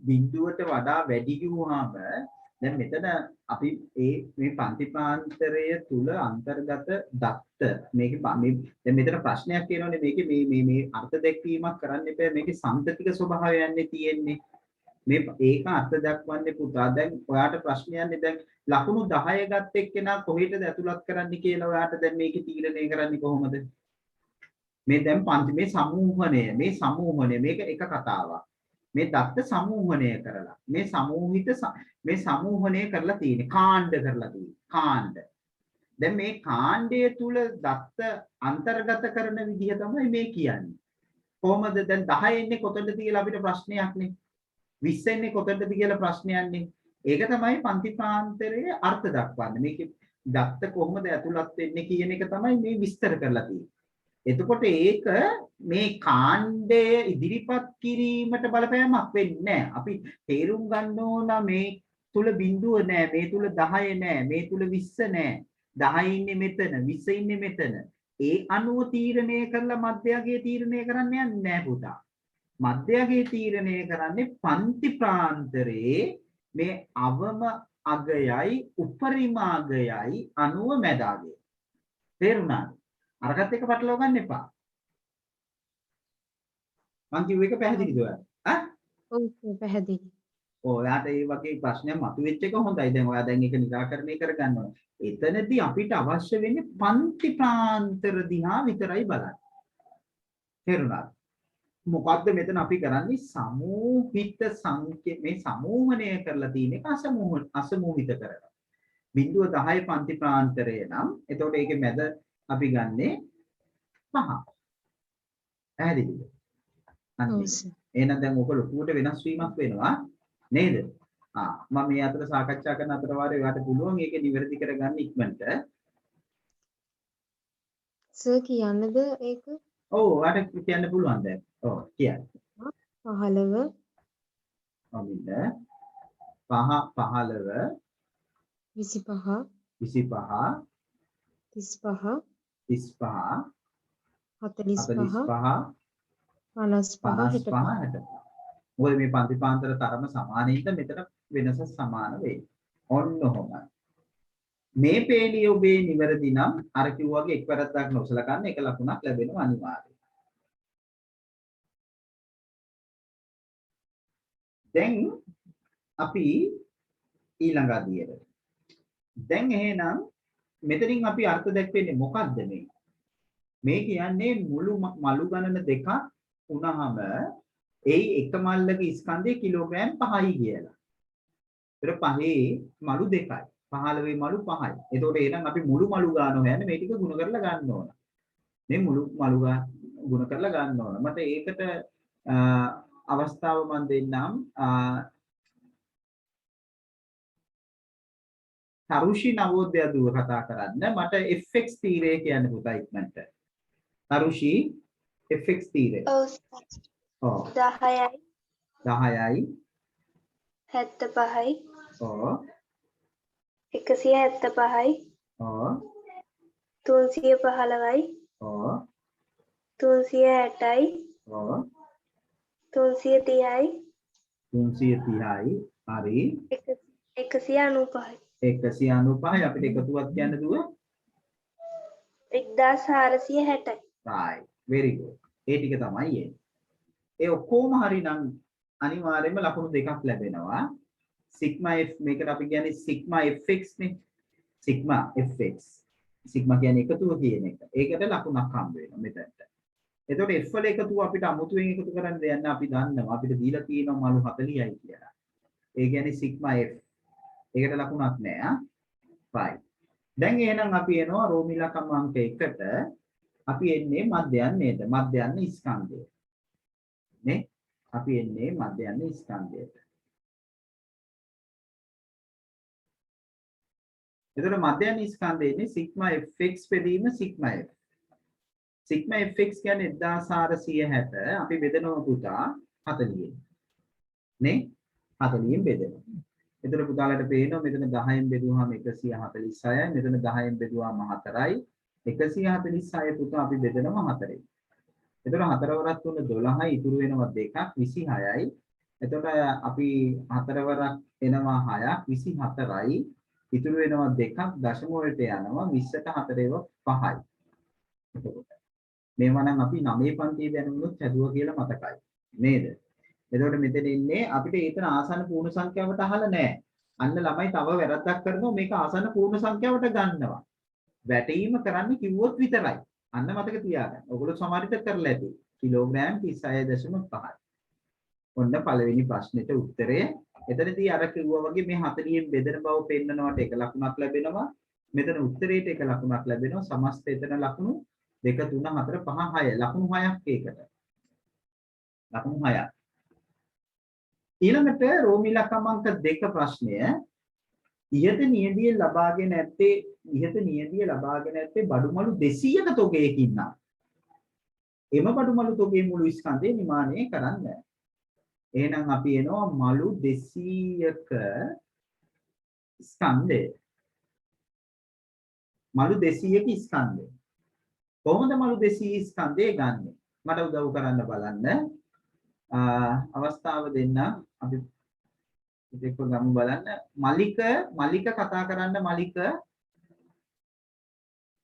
මලික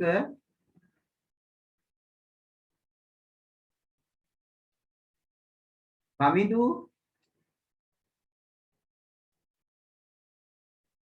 රිසඳු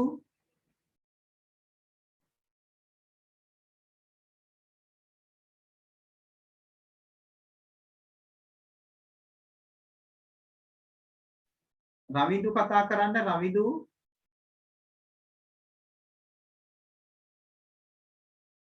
දුල්නේ මොකද කියන්නේ දුල්නේ ඇයිනද මාව සංදීප් මාව ඇහෙනවද? ඔව් සර්. ඔව් මේක ඉතින් මලු 200ක ස්කන්ධය ගන්න මොකද කරන්න ඕනේ? මධ්‍යන්නේ ගුණ කරන 200. 200න් ගුණ කරනවා. 200න් නේ 200න් ගුණ කරන. එතකොට කීයද ආවේ? 7300. මේ සම්බන්ධතා දෙකීම. එතකොට පුතා මෙතන මෙන්න මේ 200න් ගුණ කරන බව පෙන්නනවට එක ලකුණක් දෙනවා. 7300ටත් එක ලකුණක් දෙන්න. එතන ලකුණු දෙකක් දීලා තියෙනවා. දැන් අපිට එන්න තියෙන්නේ තුන්වෙනි ප්‍රශ්නෙට. ලොරියට පැටවිය හැකි උපරිම ස්කන්ධය කිලෝග්‍රෑම් 1500ක් බව දී ඇතනම් ඉහත බඩුමලු 40 ලොරියට පැටවිය නොහැකි අවස්ථා තිබිය හැකි පෙන්වීමට හේතු දක්වන්න. කවුද ඒකට අපිට ඉදිරිපත් වෙන්නේ? ලොරියට පැටවිය හැකි උපරිම ස්කන්ධය කිලෝග්‍රෑම් 1500ක් බව දී ඇතනම් ඉහත බඩුමලු 40 ලොරියට පැටවිය නොහැකි අවස්ථා තිබිය හැකි බව පෙන්වීමට හේතු. මොකද චන්දීව කියන්නේ? ඔව් සර් ඒකත් අර කලින් ගන්න වගේම තමයි. අනිවාර්යයෙන් කලින් ගන්නවා. අපිට ගන්න වෙන්නේ උපරිම පැත්තනේ. ඔව් සර්. උපරිම පැත්ත. අපිට ගන්න පුළුවන් මල්ලු 40හි උපරිම බර. උපරිම බර. මේ මලු 40 උපරිම බර කොහොමද ගන්නෙ? මෙන්න මේ උපරිම පැත්තත් එක්ක මේ උපරිම සීමාවත් එක්ක තමයි අපි ගන්න. 10 ගානේ 2යි. 10ව 2යි. එකතු කරනවා 20 ගානේ 5යි. මේ 30 ගානේ 7යි. 40 ගානේ 9යි. 50 ගානේ 8යි. 50 ගානේ 8යි 60 ගානේ 6යි. 70 ගානේ 3යි. ඉතින් මේ ඔක්කොගේම එකතුව කීයද? කීයද සංදීවාවේ? 1660යි. 1660යි කිලෝග්‍රෑම්. එහෙනම් උපරිම පැත්තෙන් තියෙන්න පුළුවන් මුළු ප්‍රමාණය තමයි මේ. නේ? එහෙමනම් අන්න අපි ඊළඟට තර්ක කරනවා කොහොමද 1500ත් එක්ක. අපි කියනවා 1660යි කිලෝග්‍රෑම් 1500ට වඩා වැඩි. 1500ට වඩා වැඩි. බැවින් මලු 40ම පැටවීමට නොහැකි අවස්ථා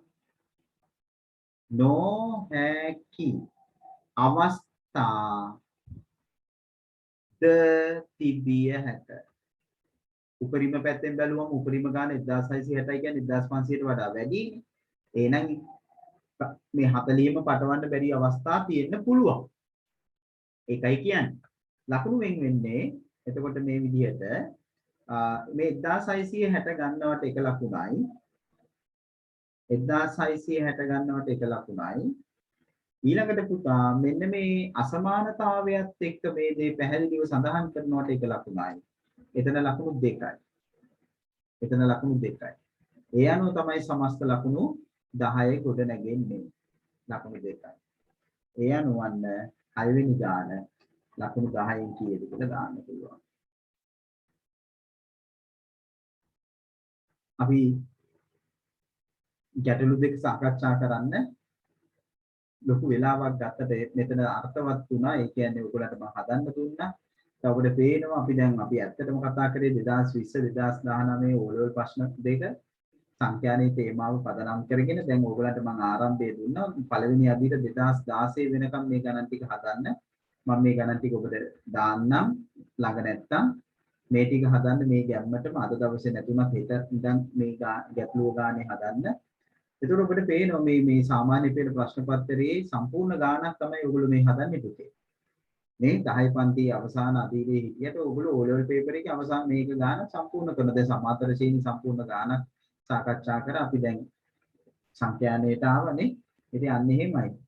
මම හිතනවා ඔබ මේකට ටිකක් වැඩි බරක් දීලා මේ කටයුත්තේ නියලයි කියලා. මොකද ළමයි වැඩි ප්‍රතිශතයක් ආසාවෙන් කරන ගැටලුවක් තමයි මේ ගාන. නමුත් ওই ලකුණු 10න් 10 ගන්න නම් පුතේ ඉතාමත්ම අතලොස්සයි. හේතුව තමයි මේ අන්තිමට අහන අවබෝධය සම්බන්ධ ප්‍රශ්නේදී ළමයි අසාර්ථක වෙනවා. අවබෝධය සම්බන්ධ ප්‍රශ්නේ. ඒ හින්දා ඒකත් ජය ගන්න ඕන අනිවාර්යෙන්. ඒ හින්දා මේ සිද්ධියත් එක්ක මේක ගලපගෙන ඔබට දකින්න පුළුවන් වෙනවා. ඔව් මෙහා සම්බන්ධ ඕගොල්ලන්ට මොන හරි අහන්න තියෙනවද? කතා කරන්න. නෑ. ඔව්.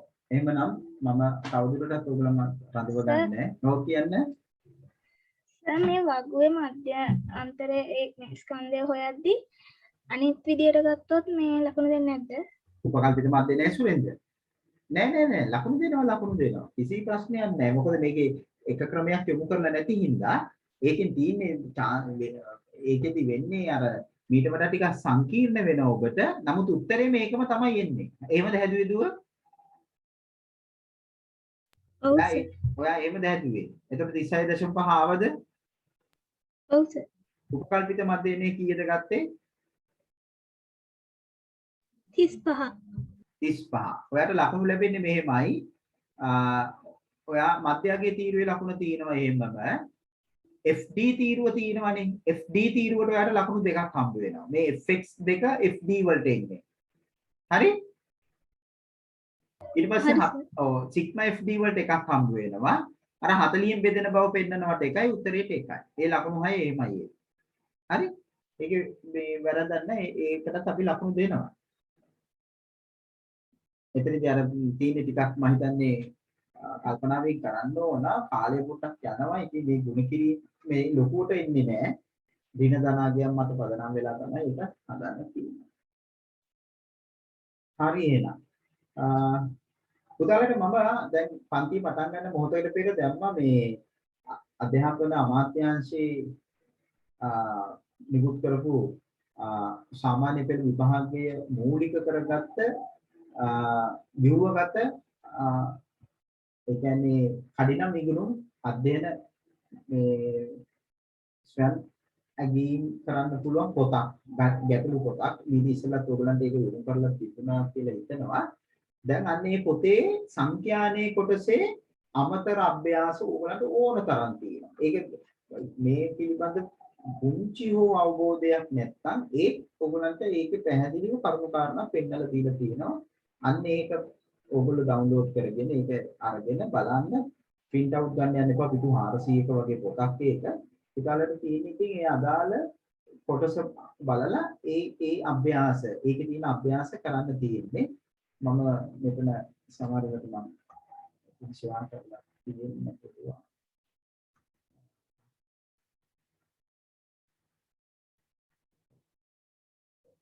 පොතක් බලන්න එක විතර මම ගත්තා. ඔව් මේක දිනවා. මෙන්න මේ පොත මේක ඒකලට මම ෂෙයා කරපු එක පේනවද? මේ සංඛ්‍යානේ ඔයගොල්ලෝ මාක් කරගන්න ඕන නම් මෙන්න මේ පිටුවේ ඉඳන් ඕලට අධ්‍යයනය කරන්න පුළුවන් මම පොත මෙන්න මේ සංඛ්‍යාන තේමාව 272 පිටුව 272 පිටුවේ ඉඳන් පුතාලට මේ මම මේක සාකච්ඡා කරනවා ලබන සතියේ ඉඳන් ඒ හින්දා ඔයගොල්ලෝ මේක කරලා තියන්න වෙනම පොතක කරන්න print out ගන්න පුළුවන් නම් මේ කොටස් වල විතර print out අරගෙන කරන්න මෙතන ඉඳන් ඔයගලන්ට කරගෙන යන්න පුළුවන්. දත් සම්පතික විවිධ දත්ත මොනවද කියලා හොයලා බලන්න. පන්ති පාන්තරවල මධ්‍යයගය හැදෙන්නේ කොහොමද කියලා තියෙනවා මේ. ජනදී මේ මධ්‍යයගය ගැන මෙතන කතා වෙනවා. ඒ ගැන අවධානය යොමු කරන්න මේ මධ්‍යයගයන් ලැබෙන විදිය. ඊට පස්සේ ඒකට අභ්‍යාස තියෙනවා. මේ ඊට පස්සේ දත්ත නිරූපණයේ පැත්තට තියෙනවා ඒ වටප්‍රස්ථාර කොටස. මේ තනියම කරන්න පුළුවන් වැඩක් මේකේ. ඊට පස්සේ උලන් පුළුවන් මගෙන් ගැටලු තැන් තියෙනවා නම් අහන්න. මේකේ තියෙනවා අපි කතා කරපු ඔක්කොම දේවල් නේ උදාහරණයක් එක්කම තියෙනවා. තේරුණා? පෙළ පොතට අමතරව ඔබට මේක අධ්‍යයනය කරන්න පුළුවන්. මම සකස් කරපු ගන්න නෙවෙයි අධ්‍යාපන අමාත්‍යාංශයෙන් සකස් කරපු එකක්. හරියම නම් පුතේ. එහෙනම් අද දවස් අපි මෙතනින් අවසන් කරමු. ඔයගොල්ලෝ හැමෝටම සුබ රාත්‍රියක් කියලා ප්‍රාර්ථනා කරනවා. Ayubowan. Thank you, sir. Good night, Parishman. ආයිබෝවන් සර්. Ayubowan.